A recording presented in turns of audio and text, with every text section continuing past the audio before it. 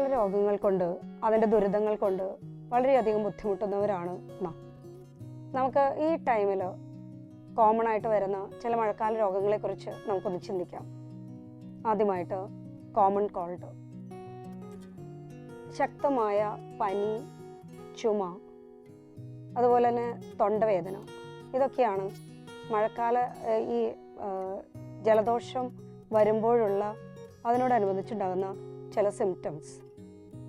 ചിലപ്പോൾ ഈ ചുമ വലിയ സീരിയസ് ആയിട്ടുള്ള ന്യൂമോണിയയിലേക്ക് പോകാം, അല്ലെങ്കിൽ അതൊരു റിയാക്റ്റീവ് എയർവേ ഡിസീസ് ആകാം, അല്ലെങ്കിൽ വീസ് അസോസിയേറ്റഡ് ആയിട്ടുള്ള ആസ്മയാകാം.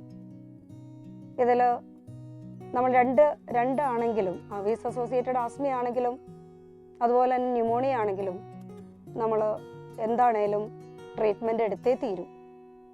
ന്യൂമോണിയ വളരെയധികം മോർട്ടാലിറ്റി അസോസിയേറ്റഡ് ആയിട്ടുള്ള ഒരു രോഗമാണ്. സിവിയർ ആയിട്ടുണ്ടെങ്കിൽ 48 മണിക്കൂറിനുള്ളിൽ അതിൽ മരണം തന്നെ സംഭവിക്കാം. അതിൻ്റെ ലക്ഷണങ്ങൾ ഇതൊക്കെയാണ്: വിട്ടുമാറാത്ത പനി, ശക്തമായ ക്ഷീണം, ബ്രെത്ത്ലെസ്നെസ് അല്ലെങ്കിൽ ബ്രീത്തിങ് കുറച്ചുകൂടി ഫാസ്റ്റർ ആകുന്ന അവസ്ഥ, ശക്തമായ ക്ഷീണം, ഭക്ഷണം കഴിക്കാൻ പറ്റുന്നില്ല, ഇതൊക്കെയാണ് അതിൻ്റെ ലക്ഷണങ്ങൾ. ഇത് ഏതെങ്കിലും ഒരു ലക്ഷണങ്ങൾ കണ്ടാൽ നമ്മൾ ട്രീറ്റ്മെൻറ്റിന് വിധേയരാകണം. അതുപോലെ തന്നെ വീസ് അസോസിയേറ്റഡ് ആസ്മ, അത് ഈ മഴക്കാലത്ത് ഒത്തിരിയേറെ കുട്ടികളിൽ ആസ്മാറ്റിക് അറ്റാക്സ് ഉണ്ടാക്കുന്നതാണ്. അപ്പോൾ അതിൻ്റെ ട്രീറ്റ്മെൻറ്റ് എത്ര വേഗം നമ്മൾ എടുത്തു കഴിഞ്ഞാൽ കുഞ്ഞുങ്ങൾക്ക് കുറച്ചുകൂടെ ഈസി ആയിട്ട് ബ്രീത്ത് ചെയ്യാനായിട്ട് സാധിക്കും. ഇത് എയർബോൺ ഡിസീസിൻ്റെ ആ പരിധിയിൽ വരുന്നതാണ് കോമൺ കോൾഡ്. പിന്നെ മഞ്ഞപ്പിത്തമാണ് അടുത്തൊരു വാട്ടർ ബോൺ അല്ലെങ്കിൽ ഫുഡ് ബോൺ ഡിസീസിൽ വരുന്ന അടുത്ത രോഗം. അതിൽ മഞ്ഞപ്പിത്തമുണ്ട്, ടൈഫോയിഡ് ഉണ്ട്, വയറിളക്കവും ഛർദിയുമുണ്ട്. വയറിളക്കവും ഛർദിയും കുഞ്ഞുങ്ങളിൽ സാധാരണയായി കണ്ടുവരുന്ന ഒരു രോഗമാണ്. അത് റോട്ടവൈറസ് വാക്സിൻ കൊണ്ട് ഒത്തിരിയേറെ പ്രിവെൻറ്റ് ചെയ്യാനായിട്ട് നമുക്ക് ഈ കാലഘട്ടത്തിൽ സാധിച്ചിട്ടുണ്ട്. എങ്കിലും വയറിളക്കവും ഛർദിയും ഒരു ഫുഡ് ബോൺ ഡിസീസായിട്ട് പോലും വരാം. അത് വൈറസസ് ഉണ്ടാക്കും, ബാക്ടീരിയകൾ ഉണ്ടാക്കും ആ രോഗം. ഈ ഫുഡ് ബോൺ ഡിസീസായിട്ട് വരുമ്പോൾ അതിന് എത്ര തന്നെയായാലും ഒരു വിദഗ്ധ ചികിത്സ നമ്മൾ തേടേണ്ടത് ആവശ്യമാണ്. അല്ലെങ്കിൽ ഒത്തിരിയേറെ ഡീഹൈഡ്രേഷൻ അതുവഴി വരും.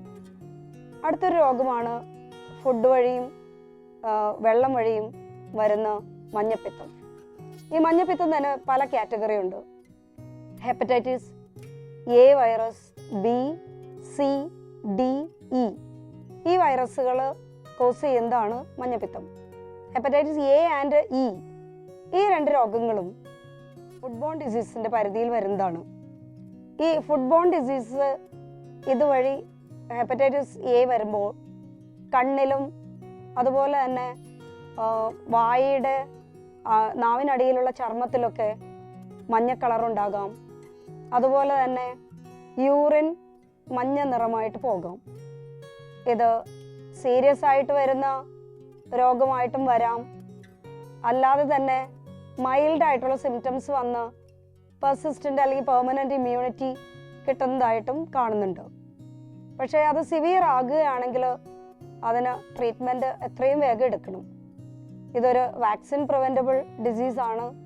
ഹെപ്പറ്റൈറ്റിസ് എ വാക്സിൻ 2 ഡോസസ് 6 മാസത്തെ ഗ്യാപ്പിനുള്ളിൽ എടുക്കുകയാണെങ്കിൽ ഈ ഹെപ്പറ്റൈറ്റിസ് എ നമുക്ക് ഇഫക്റ്റീവായിട്ട് പ്രിവെൻറ്റ് ചെയ്യാം.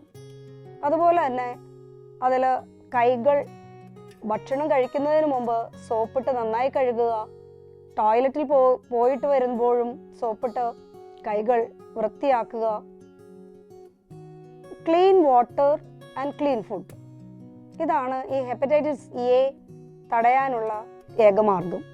അടുത്ത ഒരു ഡിസീസ്, അതാണ് ബ്ലഡ് ബോൺ ഡിസീസായിട്ടാണ് വരുന്നത്. Hepatitis B, hepatitis C and hepatitis D.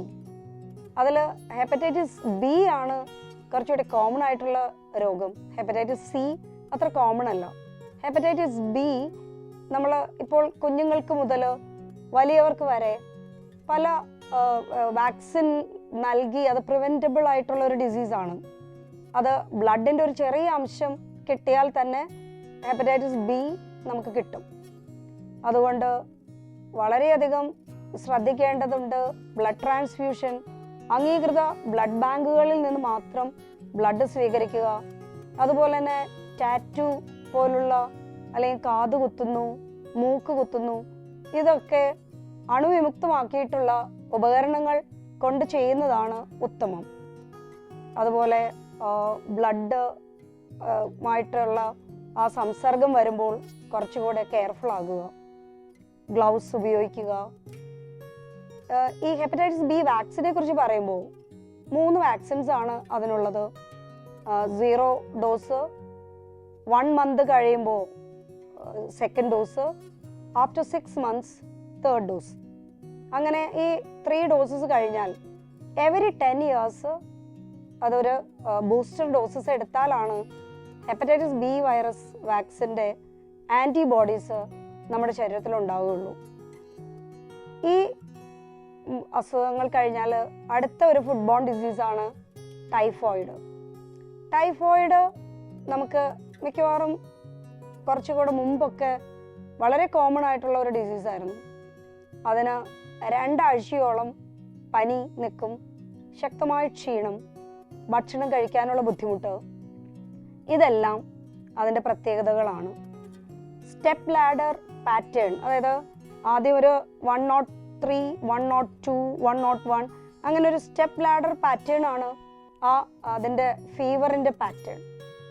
ഇതും ഒരു വാക്സിൻ പ്രിവെൻറ്റബിൾ ഡിസീസാണ്. ഇഫക്റ്റീവ് ആയിട്ടുള്ള വാക്സിൻ നമ്മൾ എടുത്തു കഴിഞ്ഞാൽ അത് നമുക്ക് പ്രിവെൻറ്റ് ചെയ്യാം. അത് 2 ടൈപ്പ് വാക്സിൻസ് ഉണ്ട്.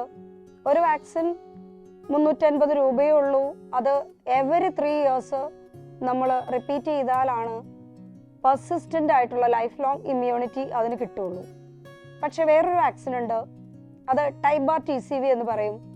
അത് ലൈഫ് ലോങ് പെർമനൻറ്റ് ഇമ്മ്യൂണിറ്റി കിട്ടുന്ന ഒരു വാക്സിനാണ്. അത് എവറി 3 ഇയേഴ്സ് വാക്സിൻ റിപ്പീറ്റ് ചെയ്യേണ്ടതില്ല. നമ്മുടെ ശരീരത്തിൽ അതിൻ്റെ ആൻറ്റിബോഡീസ് കാണും. ഇപ്പോൾ മിക്കവാറും അത് മാർക്കറ്റിൽ അവൈലബിൾ ആണ്. കുട്ടികൾ എടുക്കുന്നത് ആ വാക്സിനാണ് ഇപ്പോൾ.